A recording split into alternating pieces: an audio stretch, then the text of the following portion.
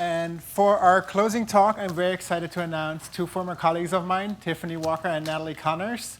And they're going to be talking about delivering real outcomes for your users. All right. Where are we going to Hi, stand? guys. No idea.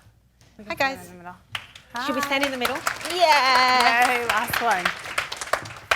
Thanks, Chris. Thanks for that. Right. So I realize that we are standing between you and drinks. So we're going to try and be really fast. But informative.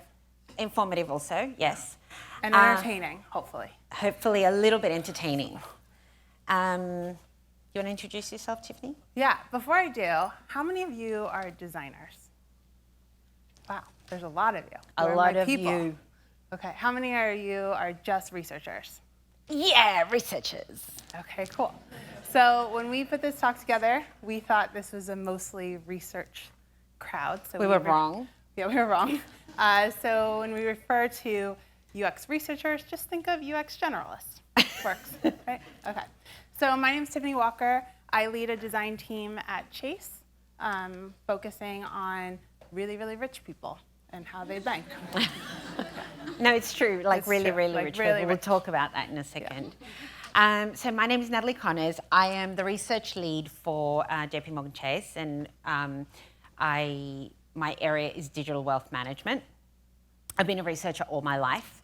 I love research, qual, quant, all of it. I have 2 bachelor's degrees. I love research methods, scientific method, I'm all for it, stats. I have a PhD in computer engineering. I've published papers. Natalie, we're gonna stop. No one cares. What do you mean no one cares? None of your stakeholders care, your users don't care. Like, let's be real, all people really care about is what you actually give to them. And so we want to talk about that. We want to talk about outcomes and how you can start actually delivering those, or in other words, you can stop delivering standalone features, which is something that a lot of product managers focus on, a lot of companies that we've worked at, they talk about this instead of the actual outcome that you want to deliver to clients. So can we just have a show of hands? Who thinks that they have made some headway into solving this problem? Nobody? Oh, a few? Over there, few. Joe. How'd you do it? Joe. What'd you do? Yeah. Tell us, Joe. Tell us your secret. Was there a point of inflection? And I think there was a headway that we are making. Yeah. And I think it comes to affecting roadmaps versus affecting any kind of product or feature within those products. Love it. Love Cool. it. Anyone else? Anyone else want to share? We're going to ask you, so you may not want to share now. No? Okay. Yes. Conversations earlier on in the process about research or even strategies for the product versus just validating. Yeah. Totally. Cool. And we heard a lot of good stuff as well, what to do from Kathy's talk. Kathy, I don't know where you are, but that was a great talk. We're going to pretty much say the same thing, but in a more funny way and more sort of practical way. But with lower expectations. Yeah, please keep your expectations low. Okay, so what are we up to? So let's talk about the challenge. So what is the challenge, right? Like, you're a researcher, you're a designer, you're an individual, a part of a larger organization, whether your organization has 5 people in it or 270,000 people in it, like our organization. You're one piece of that pie. And how can you really make a difference? You're in the trenches, you know, you have You're stinky, everyone's coming around tired. you. Yeah. So how do you fight it? So we look at really starting with understanding the maturity level of your organization. So when we say the maturity level of the org, it doesn't have to be the whole org. It could be the work that or the team that you're working with at that moment. When we look at JP Morgan, there are 270,000 employees. The entire organization does not have the same maturity level. Some teams are super mature, and some teams are the complete opposite of that. And so you really need to start thinking about what is the maturity of your team that you're working with. And in order to think about this, we ask certain questions, and those questions relate back to who you're building for. And if people can answer those questions in different ways, it can help you identify the level of maturity. So if you were to ask every single person on the team you're working with, who are our customers? Do they answer them in a consistent and specific way? Or are they kind of inconsistent and they don't really have a lot of details around customers? That might mean they're a little bit lower on the maturity level than someone who can do it specifically. What do our customers love or hate about us? Same thing. Can they say it in a specific way? Is that list prioritized? Like, we know exactly what they love, we know exactly what they hate. We're going to tackle these things. Or maybe they have no idea. When was the last time you actually spoke to a customer? So was it today? Was it last week? Or is the attitude more like, why do we speak to customers? Like, we don't need to do that. We know everything. There's no big deal. And the other thing with that is that if you're a researcher and you speak to customers all the time, but nobody knows that you speak to customers all the time, it doesn't count. So if everybody in your immediate organization doesn't know when they can have the opportunity to go and listen to what a customer is saying, then it doesn't count. So the next one is, how do you define if a project is actually successful? Is it based off of actual metrics and feedback from customers? Or is it based off of, I released a product, or I hit this deadline, or some internal metric that your company upholds versus metrics that customers uphold? And then lastly, like, where do you go to learn about customers? Do you actually go to people within the team because people talk to customers every day so they know about them? Do you have customer experience dashboards that you can reference different metrics that they're doing? Or is the attitude more like, do we do that? Why would we do that? No need to do that.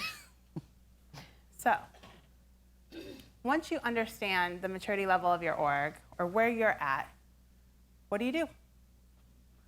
I don't really know what this picture means, but she hasn't seen Star Wars. I was the sole actually. person who was like, Yeah. no, I don't know Star Wars. I imagine there's some kind of mess, I don't know, bad stuff happening. Yeah. So I guess the thing that I wanted to say here, I wanted to make sure that we don't forget to say, is that all of the stories that we're telling today, they're really just based on our careers, right? On what we've seen, on what's worked for us. We're not saying this is the absolutely right way to do it. It's definitely not proven scientifically, but it is backed by some experience. Yeah, it's worked for us, guys. It's worked for us. And yeah. Cool. Okay, this is me. This is like synchronized diving, guys. It's like one person up here, that's totally fine. Two people trying to coordinate talk, infinitely harder. So, all right, so does your organization sound like this? In my organization, UX is unrecognized. I deliver what I think I should, but nobody really cares about it. Does it sound like your organization? Kind of, maybe. Bless you. So if this sounds like you, this is what we recommend. It means that you're pretty low maturity level. So you should start with step one. Step one is focus on tactical impact, right? This means that you are showing value, and showing value really fast, right? If you're a researcher that's just been hired, and we heard from Kathy as well, right? Like, people expect a lot. People expect a lot quickly. Researchers are really expensive. So it's your job to show value as fast as you can. But a lot of the time, you are just one sole person, right? And you just arrived, and there's, you're kind of learning about the product, and you don't really know strategically where it's going. There's a lot of discovery work that you have to do for yourself. So one of the easiest ways to show value fast is to do a heuristic evaluation, right? You guys all know it, bread and butter. All you need is an Excel. It's fast. You can do it in a few hours. It comes out with a prioritized list of errors or things that could be changed. And you get a backlog for free, right? So product managers love this. This is something that you can do really with your eyes closed super quickly. So in our situation, for example, at JP Morgan, hallway testing is something we do all the time because it's really hard for us to get a hold of our customers, right? Especially my customers. So when I said... Also my customers. No, they're more mine, though. So my customers or clients are the richest of the rich. They are the 1% of the 1%. We're talking about the Bill Gates and the billionaires. In fact, for us to even talk to you for the platform that I work on, you have to have $100 million. Those people don't really want to come into a lab for an hour and talk about some screen. They don't want to be filmed. They're very secretive. So we have to figure out other ways that we can figure out if our designs are working. And so hallway testing is one of the proxies we use with different expertise within the firm, talking to advisors and investors and just fellow colleagues for different types of usability. Ultimately, if you're looking at the basics of comprehension, does this flow work? It's like any person 19 to 45, right? Your colleagues, they're people too. You can use them. And last but not least, Usability testing. This is you. This is me? Yeah. Sorry, I keep missing my mark. So usability testing. Bread and butter again, we should be doing it at least once a week, once every 2 weeks, on a specific cadence. People need to be able to come in and know that they're going to be able to see some feedback on their product. I think that sometimes it's hard to get users, like in our cases. But in general, people love free stuff, right? They love coming in and giving their opinion. Everyone loves talking. And they love money the most. That's what we found. But if you don't have money, they love swag too. Do you guys like swag. Do you guys like that? Do you guys like free swag? stuff? We have some free stuff. We'd like to share some free stuff with you. We're going to do a demonstration of swag. Yeah. Of how you pass it. All right. This is how it works. We choose people and we throw shit. Oh, sorry. Okay.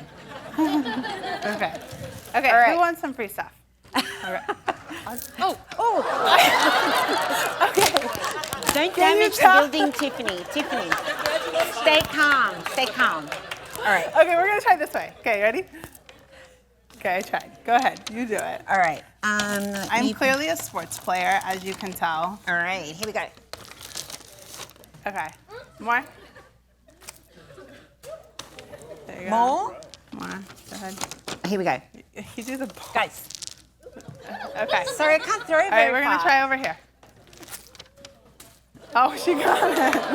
All right, Nice. that's what we have. Nice ending. Okay. Usability testing. So just give out some stuff. I'm sure you have something around the office. Even $5 gift cards are okay. Starbucks, like the everyone loves Starbucks, that. Buy someone a coffee. But it makes a big difference. So I want to talk a little bit about a story about how we put this into practice. So 2 years ago, a group outside of the group that we typically work with within JP Morgan came to us and said, look, we designed this portal. It was a mortgage portal, and it's not doing well. And we need your help. And basically what they wanted was for us to redesign it for them and put like a magic kiss on it and make it perfect, which isn't really how it works.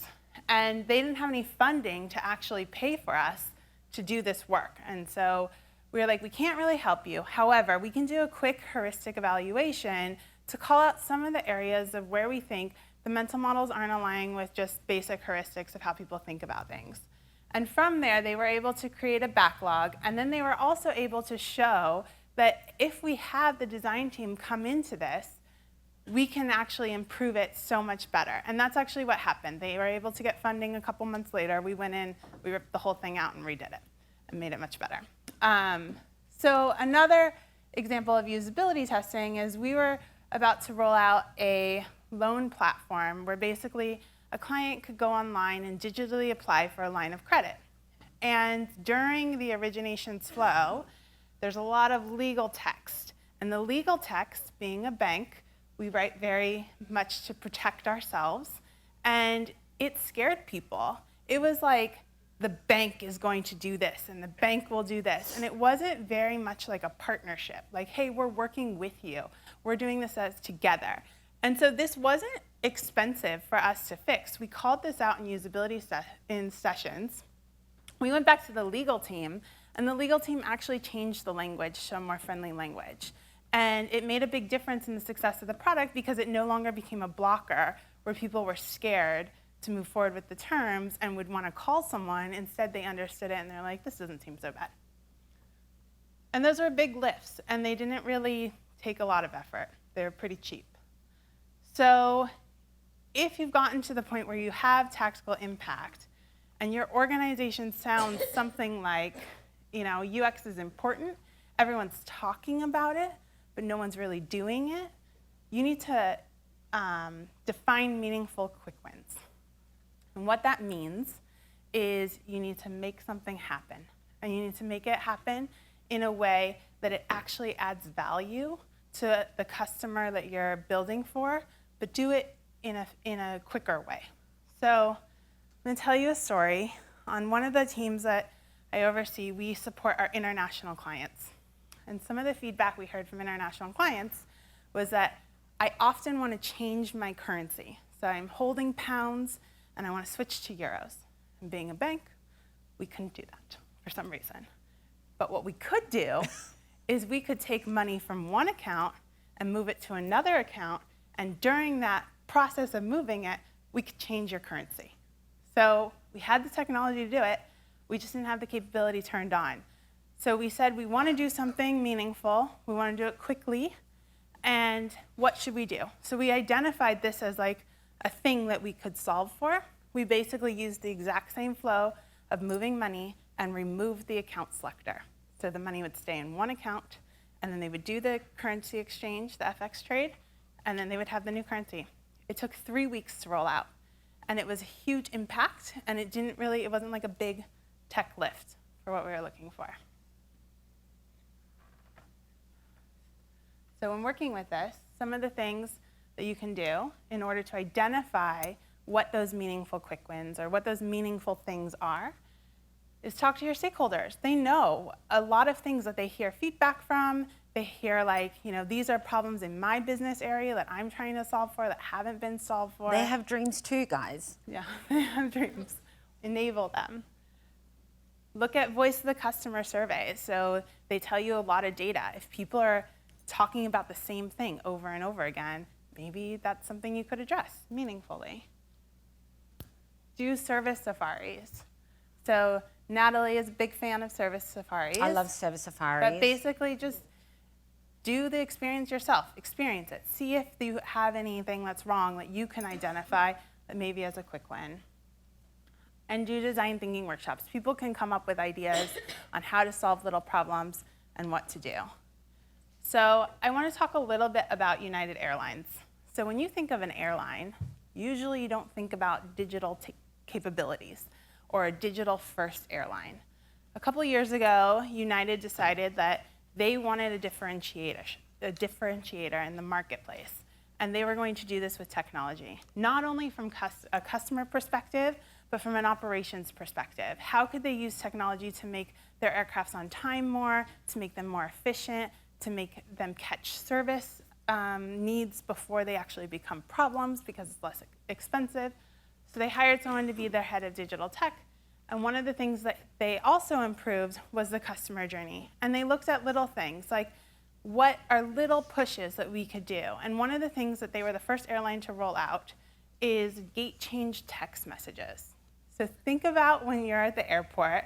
When I'm at the airport, I have my husband and my daughter, and I carry all their crap. And we get to a gate, and they announce there's a gate change on the other side of the airport, and you have 5 minutes to get there, and you're like running across the airport, and it's super stressful. It's a terrible experience. So United had all the airlines have the information when gate changes happen, and they just pushed it out to the customers. They had to do a little bit of work, but think about how meaningful that is from a customer experience that now they tell you right away. You don't have to sit and listen to a cryptic message that you might hear on the overhead or not. You can just have it. Another thing that they did recently is they updated their mobile app, and they know when you've logged in, when you've checked in to your airline. They know when you've departed. I mean, it's not super complicated logic to figure that out. So they just customize the home screen. So as soon as you're checked in, you can immediately access the things you would need before check-in, like before you board the plane. Once you've boarded the plane, the options switch to more entertainment. When am I landing? Any switches in my next flight if you have a connecting flight. And so these are just like little meaningful things that have big impact on the customer experience.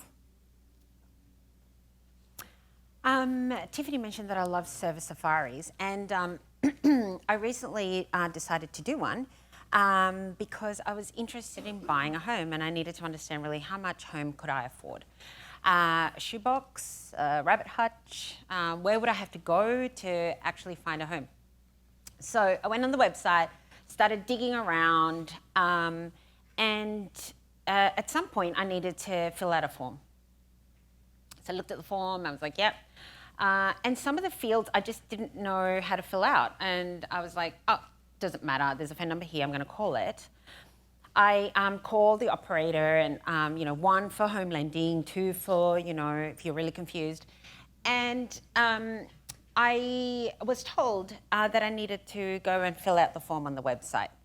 And so I said, okay.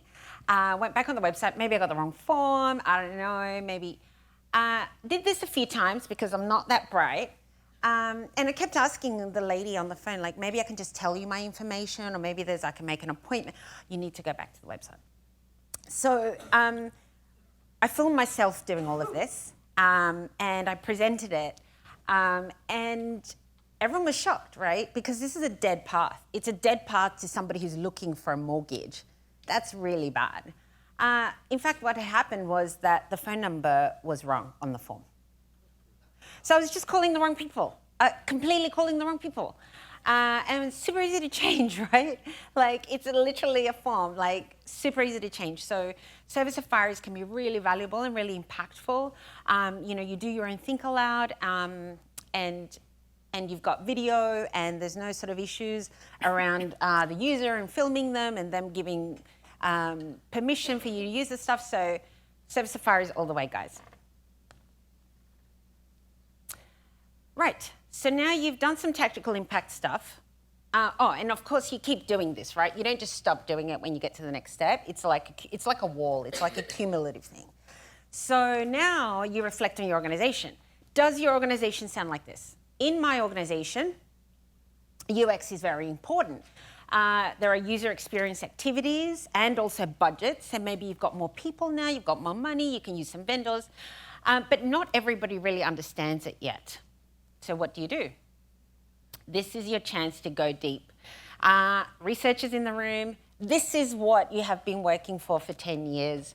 This is the thing that you want to do. You want to go and do ethnographies, you want to go travel around the country, you want to go into people's homes, you want to go into their bathroom, look at the cabinet. This is it, right? This is your chance to shine. Your chance to tell the customer story to everybody. But not before this. No, not before this. This is true, and I'll get to that in a second. So tell the customer story, make it real for everybody, right? Bring in some stories, some actual people's names and actual people's photographs. So this is where, if you search UX research on Google and you go to images, you see all of the customer journey pictures and you see the service blueprints, and we saw some earlier today. You see the customer personas or customer archetypes in our world in JP Morgan. And they're really beautiful. But the thing is that these things take time, right? They take a lot of time and a lot of effort. And really, like, you have to have very patient stakeholders who will, like, do the journey with you and go to all of these things and wait for the synthesis. And unfortunately, when you produce these things, if you produce them at the wrong time, they actually have a negative effect on the stereotype of UX people taking a long time making pretty things that are not actionable, right? So you have to make sure that you've built up your credibility before you start doing this stuff. So junior researchers, like, this is 101. Like, don't do this when you first start a job. Go and do usability testing, learn about the product.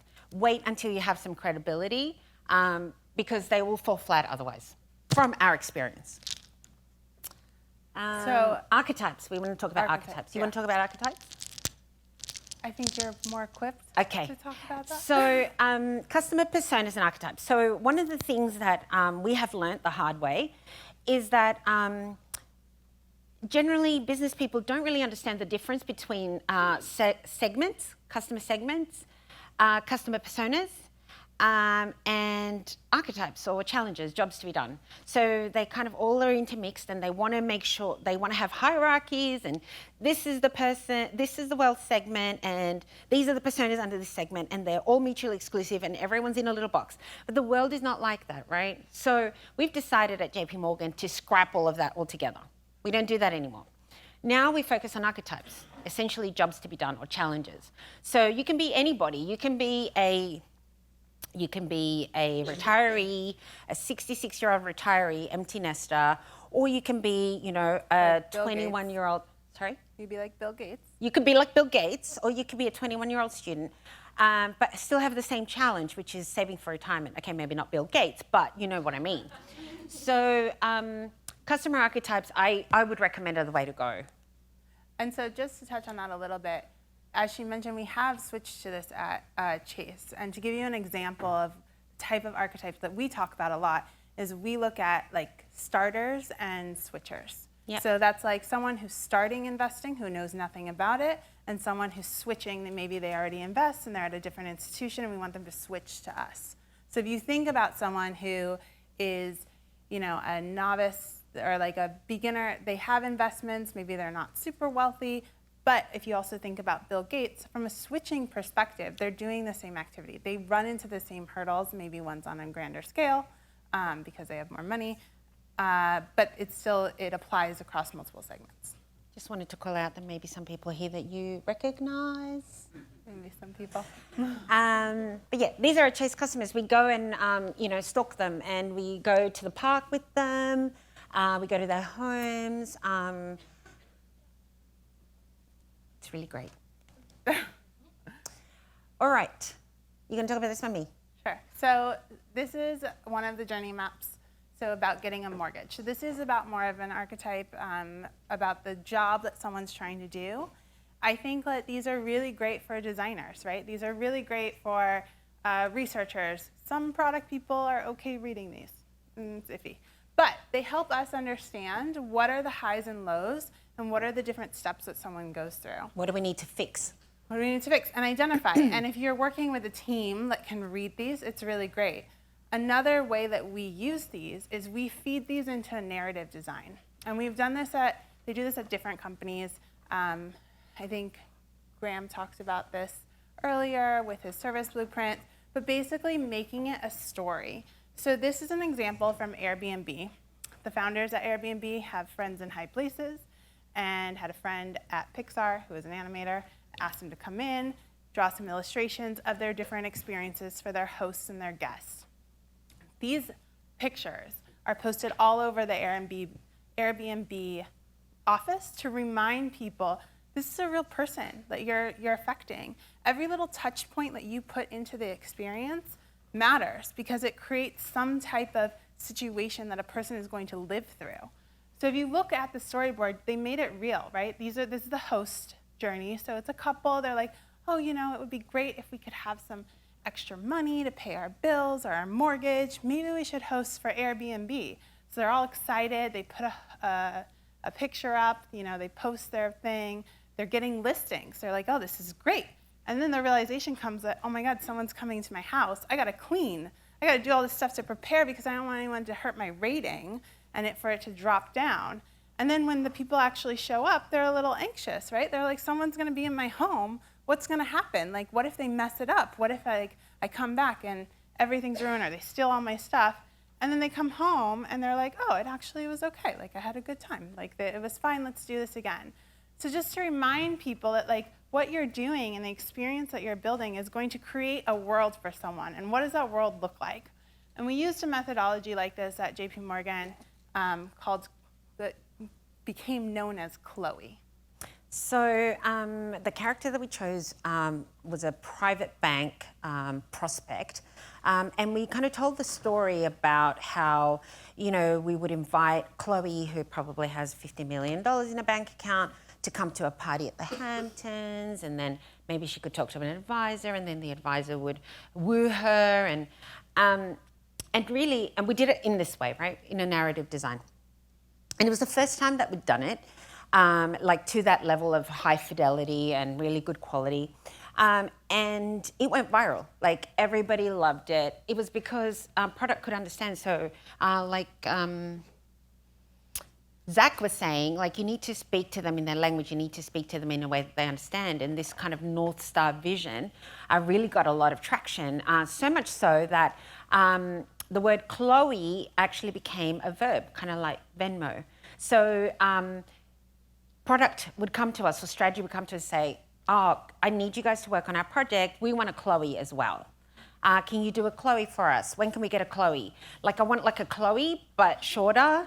I want a Chloe in color. I want a video, like a Chloe, but video. And people we had never even heard of, like other parts of the bank, would be like, oh, there's this thing called Chloe. I would like one of those. And they were telling us that. We're like, okay. Cool. Awesome. So call it whatever you need to call it.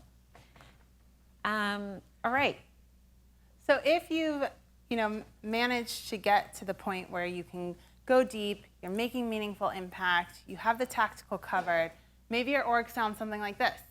It's critical. People from all disciplines are actively involved, but it's not yet part of the strategic initiative. So it's not really embedded. So what do? You need to start marrying your data. You need to pull your quant and your qual together. And basically, you need to reassure people that the recommendations you're making have hard evidence against them. For them. Against them, same thing, right? So reassure with hard evidence. So this is your chance to validate. Like, I'm sure you all have had experiences with, like, what I call the business gremlins. They are the guys who are like, you only spoke to 10 people. That's definitely not true. It's not enough people. And they're the ones who really want some of this quant data, right? So here it is. Let's marry our data. It's pretty cute, right? Okay, so the first kind of data that you should try and get is usage data. The thing with usage data is that you usually have to have something deployed, obviously, and it has to be instrumented in the right way so you get some good stuff out of it. And you can also then get demographics data and kind of marry it up so you know who your customers are and what it is that they're doing. But most importantly, as you work through this data, you should become friends with your product people and work with them on outcome-centered metrics. And this is probably the most important part of quant, I think, that researchers deal with. Because this kind of goes back to showing the return on investment of research and the way that we are able to change a product and able to change people's lives, right? So at JP Morgan, we say, the point of all of this, the point of this enterprise is to stop selling our product. So don't sell more, enable more, right? Enable, help the customer help themselves. So your metrics are no longer how much money the bank has made or how many people have opened accounts, but maybe how many people have been able to go on holiday more, or how many people have been able to pay off their college debt faster. And that's super important. I think we're still like kind of in the early days of trying to figure that out, but it's something I'm super passionate about. Last but not least, our old friend, the survey, trusty quant. I wanted to show you some examples of some quant that was done in my team recently. So we had done the qualitative work. We knew which were the features that were the most important. But we had a business gremlin who was like, nope, I definitely want the quant. And we did it. And of course, it came up Trump, right? Oh, sorry, I did not mean to say that. It came up the way that we wanted it to. So we expected it to, rather. So hopefully next time we won't have to do the quant and our business partner will actually trust us. Here is some other quant that was done by somebody in the room, not mentioning any names.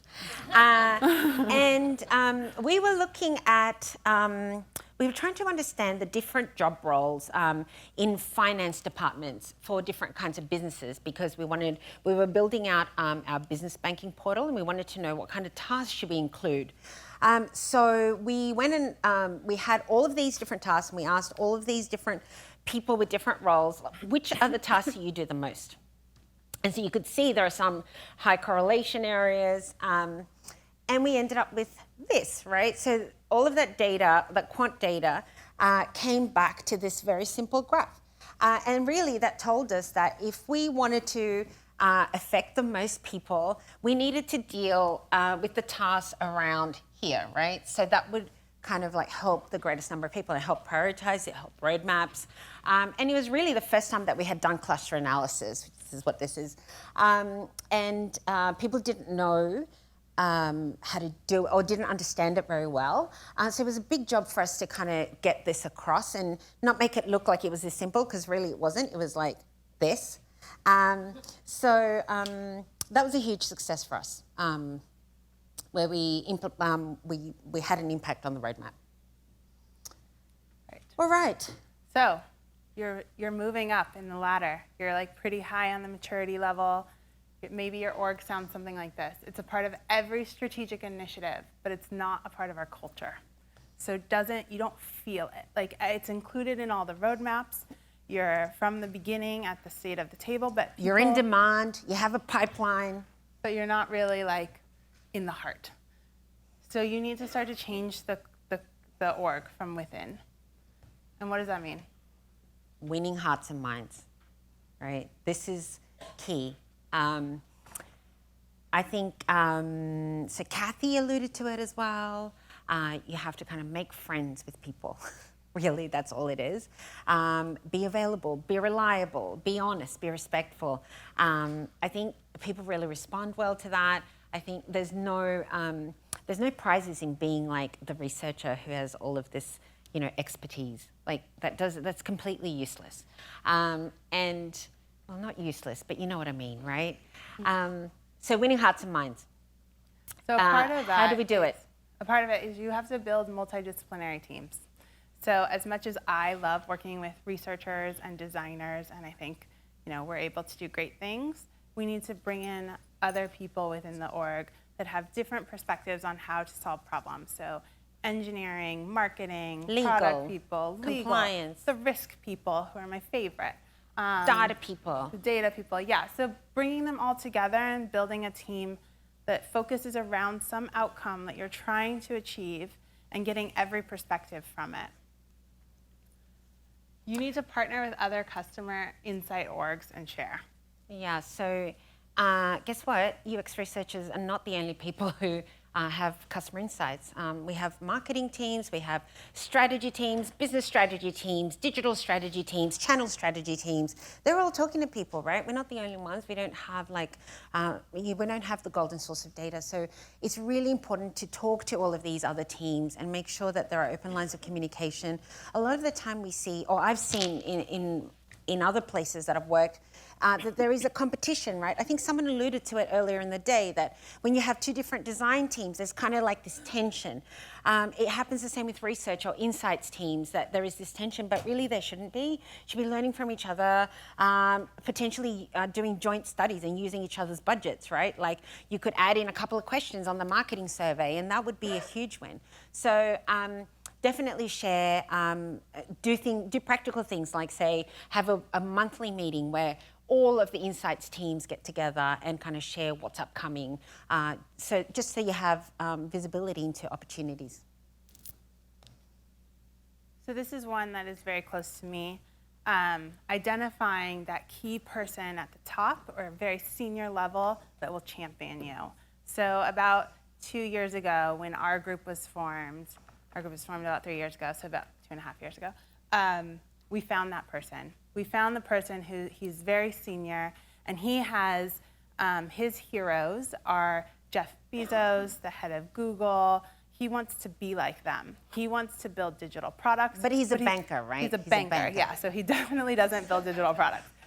So he contacted us and said, look, these people aren't digital people either. They surround themselves with people who know what they're doing, and I want to do that. So he fully bought into our process. He gave us lots of budget. He said, help me build this thing. And we built a great product for him, and it's been very successful, and he became our champion. We can go to him when we're working with other groups, and he basically will go talk to the CEO of that LOB and say, you need to work with this company, with this team, if you want to be successful. You need to apply design thinking. You need to take a human-centered approach. And he's really been the key instrument to getting us the culture that we need at Chase. He actually started wearing jeans after he met us. Yeah, he did. And basically that person can help start get leadership aligned around experiences and outcomes.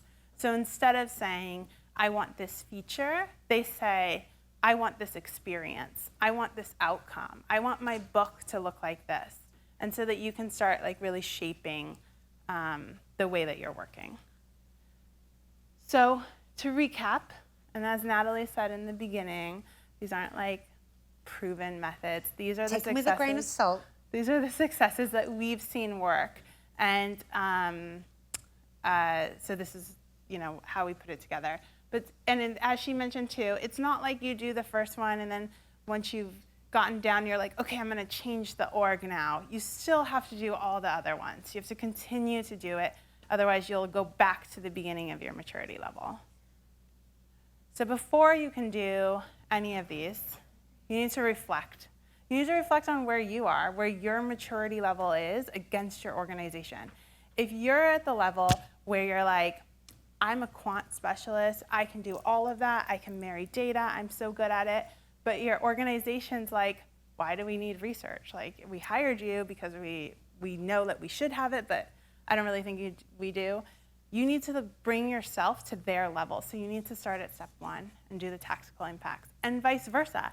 If you're a less mature researcher and you don't really know how to do customer stories and you're more on usability testing, but your organization's at the point where they need customer stories, learn fast. Like, fake it till you make it. Like, just learn how to do it and meet them where they are. Or partner with your other customer insight people or your other UX generalists. Yeah. So in summary, identify your maturity level of your org. Think about what an approach is that's suitable, that matches the maturity level of your org. Build on your progress. Don't ever stop. Keep going. And reflect on where you are. Thanks. And also,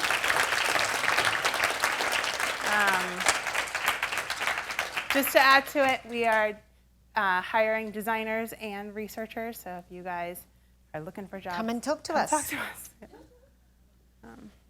Thanks. Cool. Thank you.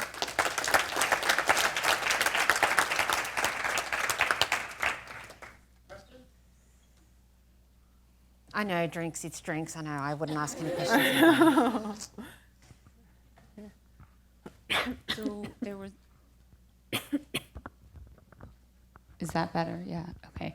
You mentioned you did like a cluster affinity diagram or something, and that, it was really very complicated, but you had to put it in terms and like a PowerPoint slide that people could understand. Yes. So could you discuss, how the benefits of that, hopefully, I'll say optimistically, that, made doing other research like that potentially feasible in the future, and also what were roadblocks because people were like, oh, well, we don't do that? That's a good question. Probably Ben can answer that a little bit better. But I think that it was the first time that we had done it, and I think it took people by surprise that it was actually so fruitful. But it took us a long time, right? And it was a lot of trial and error. So we toyed with different kinds of visualizations to show the clustering in different colors. We toyed with that kind of sort of map where you could see it all. We had it all up on the board to kind of, and we got people through to kind of talk about it and say, like, what do you see here? Does this make sense? And I think in the end, we were kind of also, we kind of thought, oh, we've bitten off more than we can chew.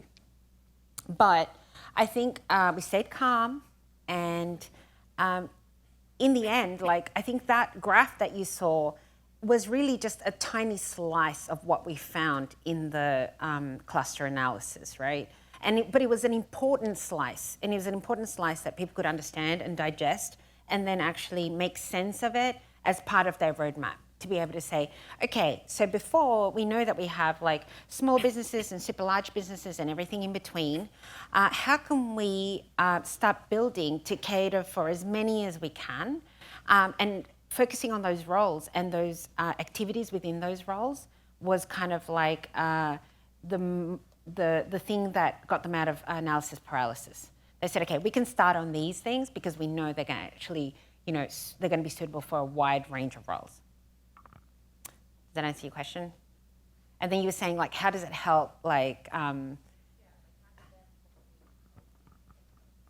did it facilitate more quantitative research? More quant research, and or maybe people seeing that one diagram and saying, hey, I want to see the data behind that, or how did you do that? We want to do we want a Chloe, but that diagram. It didn't happen so much with that, to be honest. Like, I think that it was really dense. If anything, it told us that we were at the wrong maturity level. Like, we had gone hardcore because we knew that's what we needed, but maybe it wasn't what we needed. And maybe qual would have been enough. But I think we needed, at the time, our instinct was that we felt that we needed something strong, but maybe it wasn't at the right maturity level because do we have any examples of any other cluster analysis that we have done since? We've done other kind of surveys, but not cluster analysis. So, yeah, it was good quant, but perhaps at the wrong time. So talk about rich people. Yes, let's talk about rich people. Yes. So if your product's designed for targeted audience, very specific audience, and you can't somehow for some features you just can't test on regular people because their answer won't be relevant to you. Yes. And choosing the targeted audience to test is very important during the process. Yes. If you can find the specific, like rich people, they don't have time to come to your office to test, is there any alternative you work with and in your workflow? And also, how do you set up expectation when you talk to your PM, when you talk to the business, say, this test was running on somebody else, is not true targeted audience. Yep. So how can you set up the expectation? So, do you want me? I can take that. Okay, so we tackle that in a couple different ways. We can't test our products with a lot of our clients. We have very slim access to them. And a lot of times when we do have access, they don't want to test screens. They want to test more generative research, like just a basic understanding of what we should be building next. So we don't get to test our screens with them. It's a different stage if we get access to them. So we compartmentalize the different areas that we want to test. So with products, when we look at usability, they bring that up a lot in this team. They'll be like, well, that seems confusing, or people aren't going to understand it. We can test usability with non-rich people. Like, it's pretty standard. There's some products that are privy only to really wealthy people. We have a hard time testing those. But for most of it, for the usability, we just use like either the Chase profile that's a little bit less affluent, or we do hallway testing. For the things that are a little bit more privy, where we need to know, like, do I have the right data? So an example is when you're looking at hedge funds or private equity, I can't invest in those. Like, you have to have a lot of money to even be eligible to invest in those types of funds. And so we go to investors and we say, like, is this data correct? Like, does this look right? So if we go to a private equity advisor, that's what they do all day. They talk to clients about private equity all the time. We use them as our expertise. It's not the most ideal, but it tends to be okay. The other thing is that we sometimes don't use our own clients. So we find people in that bracket, in that ultra high net worth bracket, who are not our clients, basically because it's a less risky thing to do, right? So I think if you are having issues, I would try and separate out the different types of information that you're trying to get. So if it is just usability, you can kind of say, usability is universal. If anyone should be able to use this if they have these mental models. And then for the other stuff, try and go to people that are more like proxies, that are close to the subject matter, if you can't access actual clients. Yay! Thanks, guys. Thank you. Nice job. All right. Thanks, everybody, for coming. There will be drinks after. We're going to have some really quick closing announcements. because I want to give a big shout out and a big thank you to all of our speakers today. And then also, again, Bloomberg for hosting us and making this possible for free. And then the whole team from UX and XS who has helped organize this and find the speakers and everything. So Joe, Malcolm, Elizabeth, and Jackie, who is not here today because she's out sick, but she's a part of the team, so Jackie as well. And I think Mark also has some thank yous. Yes, first of all, to all of you for coming, thank you very much. Yeah. Good. I'm all for that. I do want to thank the AV techs, because it actually takes a lot to make this stuff work, so thank you very much. Calvin Lawson, Roni back there, and Eric Bailey. Special thanks to Lauren from Live Caption back here. Thank you very much. Awesome job. And to Sydney Smith and Ben Lagman, who organize all of this stuff and are out there. Okay, so now you can come out and have a drink. And